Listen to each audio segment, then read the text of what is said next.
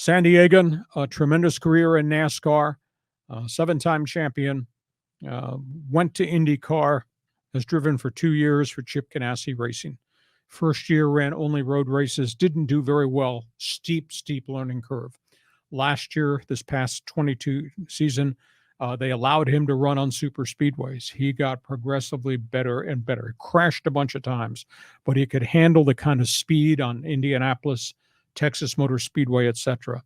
His contract was up. It was only a 2-year deal with Ganassi. Ganassi wanted to keep him. Jimmie Johnson has a major sponsor, Carvana.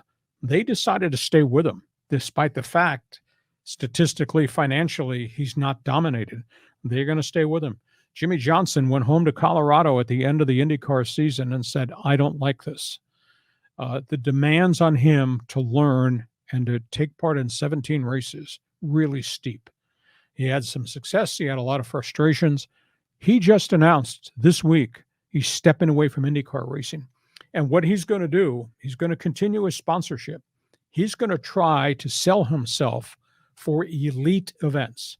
He wants to run the Indy 500. Maybe it will be with Ganassi, who he has a good working relationship with. He'd bring the Carvana sponsorship for maybe that one big race.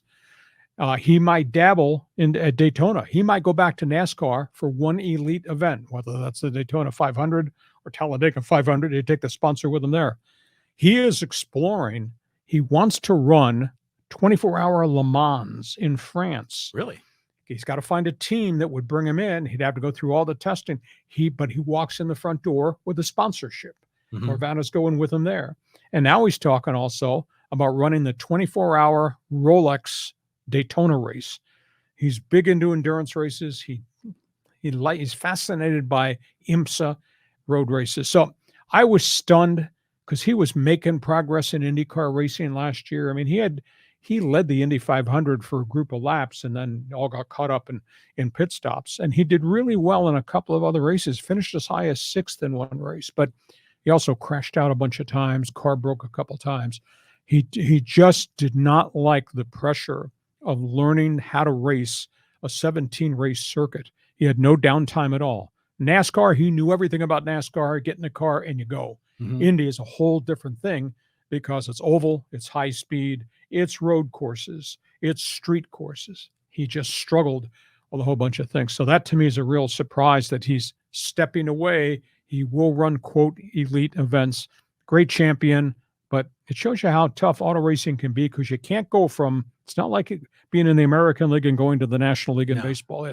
This is a whole different landscape, and he struggled with it. Well, I mean, he's accomplished so much in NASCAR, and it's kind of neat, if he's going to dabble with all these different types of racing categories. But let me ask you, what do you think about F1 racing? I mean, that's starting to come to America, and that's the dominant, auto sport in Europe. Maybe Jimmie Johnson, maybe he's going to dabble there. What do you think? Well, it's awful tough to go get a license from FIA, Formula One's governing body. Prime example, IndyCar driver Colton Herta, who's had a really good career here in IndyCar. He's the son of a longtime Indy 500 driver, Brian Herta. Colton Herta applied for an F1 license. They did not give it to him. It says you need more experience over here. And that means you need experience in Formula 2 or Formula 3. You got to prove yourself in the lower divisions of F1 to get the license to become an F1 guy.